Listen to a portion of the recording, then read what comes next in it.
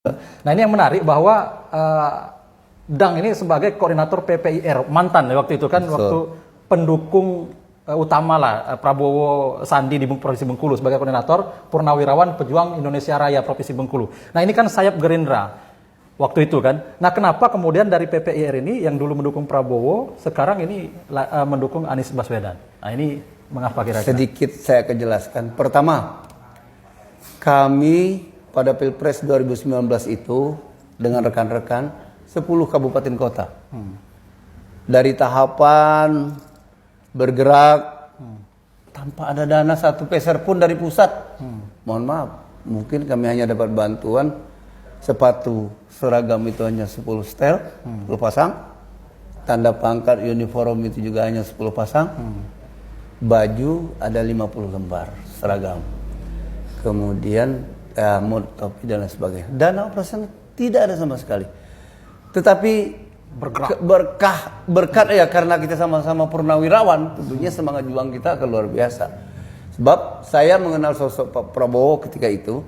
Pertama pada waktu tugas operasi tim-tim tahun 1988. Beliau sebagai Dandion 328. Waktu itu masih berpangkat mayor. Kami dari Batalion 144 Jaya Yuda berdampingan di sektor timur Los Palos tersebut kan itu.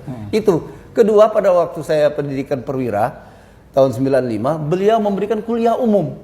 Saat itu beliau berpangkat brigadir jenderal sebagai Danjen Kopassus. Waktu itu ya. Waktu itu. Dari situ sosok beliau betul-betul terinspirasi. Gitu. Nah, sehingga kita berjuang mati-matian walaupun ya kami korban material, korban waktu, tapi dan segalanya demi mendukung beliau untuk perubahan bangsa ini kan. Saat itu bukankan material dan lain sebagainya, nyawa pun akan kami berikan untuk keberhasilan beliau menjadi presiden. Sehingga setelah pemilu selesai dan untuk pertama kali pemilu presiden Prabowo menang di Provinsi Bengkulu. Menang kan dia? Iya menang kan gitu. Artinya perjuangan luar biasa. Kenapa? 2009 Mega Pro. Saya ketua tim sukses juga di Kabupaten Kaur. Jadi kampanyenya Capres dan Cawapres Sandiaga Uno dulu yang pertama. Yang datang. Yang datang. Yang kita ke Pasar Panorama termasuk Adinda ada sebagai sekretaris APSI itu. APSI ya. Asosiasi Pedagang Pasar. Waktu itu ketua APSI. Ya. Ketua Asosiasi Pedagang Pasar Besar Kota Bengkulu. Bersama Pak Abdul Karim. Iya. Bagaimana kita di Panorama kan? Iya. Kita kampanye di samping rumah gubernur, rumah presiden Soekarno, di Anggot kan. Sumbangan masyarakat luar biasa, walaupun uang hanya seperak 2000, tapi itu kecintaan masyarakat. Berharap sekali Prabowo ketika itu jadi presiden. Namun mungkin Allah lebih baik. Kenapa? Ketika Prabowo jadi presiden, mungkin ulama akan tersiksa. Kenapa? Pasti hujatan akan besar kepada ulama. Tuh presidenmu. Nyatanya nggak bisa juga. Itu pilihan ulama. Dan sehingga Tuhan memberikan yang terbaik itu dia tidak menang. Saya kira itu. Sehingga pencitraan untuk ulama tidak begitu tersakiti. Jadi selalu ada hikmahnya. Nah lalu kemudian Pak Prabowo masuk ke pemerintahannya Pak Jokowi menjadi menteri, kecewa nggak ini dari PPIR kemarin? Baik, nanti akan saya jelaskan dulu. Berlanjut dengan setelah pemilu, ada tahapan lagi di Bawaslu, pusat, Jalan Tamrin. Saya dan teman-teman ikut unjuk rasa di sana. Ikut unjuk rasa di sana. Pada tanggal 21 sampai 22 Mei tahun 2019. Korban pada malam itu yang berhadapan dengan Brimob Indonesia ya, Brimob Polri Indonesia itu 600 lebih dan saya ikut mengangkat karena saya koordinator ambulan yang disiapkan oleh dokter-dokter UI di rumah Ibu Tati di dekat Masjid Cut Matia. Masih ingat betul ya? Ingat betul. Saya mengomandoi ada 15 orang dari Kopassus, semuanya purnawirawan Kopassus. Saya yang tertua. Jadi itu yang disebut dengan dari PPR. Dari PPR itu mengerat. Nanti akan saya tayangkan gambar-gambarnya nanti ya. Nah itu di antara. Lalu selesai dari sana ada ke MK. Saya ajak lagi 10 Kakorda dan menggunakan kendaraan saudara Zainal Fahmi. Dengan dana pribadi, tidak ada dana siapa-siapa. Berangkat kami sana. Waktu itu Prabowo mengatakan, saya akan timbul dan tenggelam bersama rakyat. Akhirnya tenggelam ini. Akhirnya tenggelam, Nggak jelas kemana. Masuk ke pemerintahan. Maksudnya tenggelam masuk ke pemerintahan kan? Jadi begini, memang saya dapat informasi dari istri saya. Iya.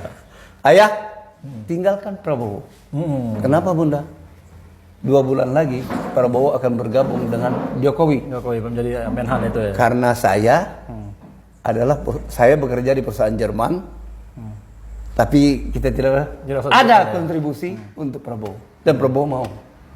Nah, mulai sejak itu saya udah berpikir, waduh, terlalu pengkhianatan. Mana yang katanya saya sudah menyiapkan pengacara, semua pengacara sudah saya kumpulkan, untuk harta saya dan lain sebagainya, bahwa saya akan berjuang timbul dan tenggelam bersama rakyat. Tapi ini membuat luka hati kita. Kecewa. Alasan beliau tidak lain waktu itu bahwasanya agar rakyat tidak terpecah belah antara kampret dengan cebong. Nyatanya sampai sekarang masih ada. Sekarang karena Pak Prabowo udah masuk ke pemerintah Pak Jokowi kan, kampret nggak ada lagi. Yang ada kadrun katanya. Kalau itu jelas. Inilah bukannya kita menyalahkannya, tidak. Tapi inilah sistem yang dibangun oleh pemerintah sekarang. Karena saya lihat dengan kacamata saya, beliau ingin menyelamatkan kekuasaannya. Patut diduga ya. Patut diduga menyelamatkan kekuasaannya. Kenapa? Ya, saya kan mantan orang intelijen. Saya kursusnya perwira intelijen strategi. Jadi paham betul. Paham betul. Baiknya sehingga akhirnya menjatuhkan pilihan nanti ke depan, kalau seandainya Prabowo mencalon tidak akan mendukung, tapi lebih mendukung Rashid Baswedan tadi ya. Betul. Apalagi kakek Anies ini kan seorang pejuang juga kan.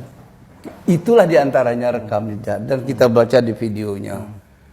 Ketika nanti saya ditanya oleh kakek saya, apa yang kau perbuat untuk bangsa dan negara, dan apa yang harus saya jawab? Itu kata Anies ya. Kata Anies, ketika saya mengkhianati apa yang diperjuangkan oleh kakek saya. Nah, semboyan ini mudah-mudahan betul-betul terpatri di hati beliau. Makanya kita terpanggil ya untuk mendukung ya. Jujur, relawan Anies P24 tidak 0 rupiah, tidak ada sepeser pun dapat bantuan dari Pak Anies. Dan kami hadir bukan juga disuruh Pak Anies, betul-betul hadir atas dasar panggilan jiwa kami. Ya. Dan itu yang saya sampaikan dengan rekan-rekan semua, bahwasanya kita menjadi relawan Anies P24 ini ada panggilan hati nurani. Hati nurani ya. Jangan dilihat dengan, ada yang mempertanyakan bagaimana dengan dana operasional. Dana operasional itu akan hilang ketika kita semangat patriotisme kita sama dengan para pahlawan yang dulu merdeka atau mati. Artinya ketika kita punya moral, mental dan semangat perjuangan, tanpa uang pun kita bisa jalan. Ya.